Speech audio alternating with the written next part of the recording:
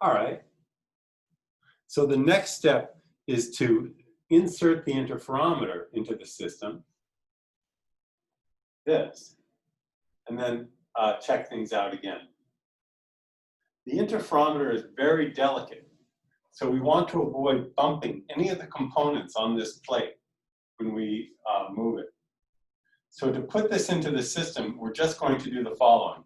We're going to grab these posts and slide the interferometer in, and when it's in, it will touch these 3 points, and that's how we know it's in the right place. So I'm going to slide it in carefully. I don't even have to pick it up till it touches all 3 of those clamps, okay? Once it's in, then we can attach it to the table so that it can't be jostled out of position. So I'm going to use these 1/4-inch cap screws and the Allen wrench and drop screws in. There are 3 holes, one here, one there, and one here. I'm going to put a cap screw into the first one. I might have to move this slightly to get the screw to go into the hole underneath it on the top of the table, and then I'll screw this in. Just screw it in loosely, make sure it engages, but don't tighten it yet. By leaving it loose, it means you'll still be able to do other adjustments. Then we'll put in the second one, get it to engage, and likewise screw it in part of the way. And finally do the same thing with the third hole.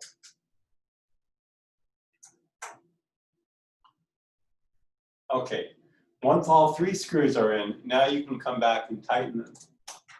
They should be tight, but they don't have to be super tight. So you don't need to be King Kong or anything, okay? And now the base is firmly attached to the table. It won't move around. The second thing to do is to carefully attach the motor to the controller, okay? And we're just going to slide this cable onto the mating point on the box. We can attach these, screw this in to lock it, and then this is ready to go. The next thing you'll do here is to turn the controller on. There's an on-off switch on the back. It looks like a red rocker switch, and you just push it up. And that turns the controller on. And you can see there's a little display that will come on when you do that here on the top of the box.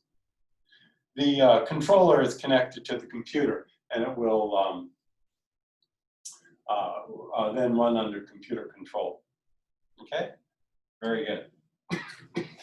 Here, let's see how that part works. 1 second.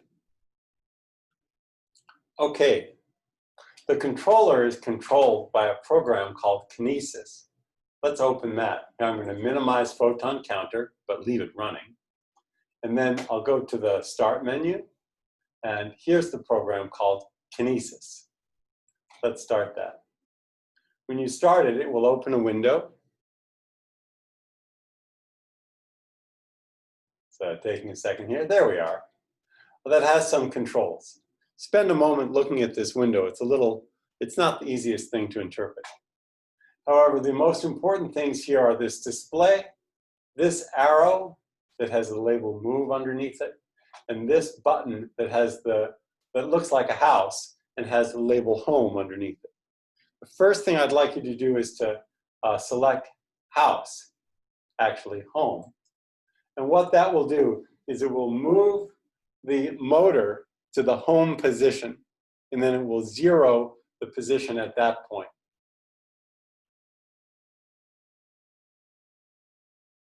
That's an absolute position location, so we know that we're starting in the right place. There we go. The next thing we'll do is we'll move this close to the right position for our experiment. Now, in our case, that means moving it to 3.5 millimeters displacement. How do we know that 3.5 millimeters is about right? Well, basically because that was right the last time we ran the experiment, and it's probably still right now. We don't need to do this. We could just carefully search over the entire range of the motor, but that takes a long time. So this will save us a little time. it'll also help introduce how the motion works. So to move this stage, first we depress the arrow here.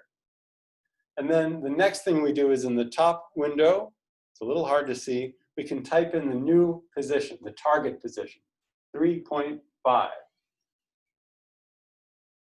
And I'm sorry, I must have hit something. It moved to 3. Let's just do this again. We want it to move to 3.5. So I'm going to type in the target position, 3.5. And then I'm going to set the, let me just check that, 3.5. And then I'm going to set the velocity. For this motion, I'm going to set the velocity to 1 millimeter per second, 1.0. Okay? I've changed these settings, so I'll hit apply. And then I can hit the arrow here and it will do the motion. If you forget to hit apply, then when you hit this arrow, it'll ask you if you want to apply the settings, and then you have to hit the arrow again.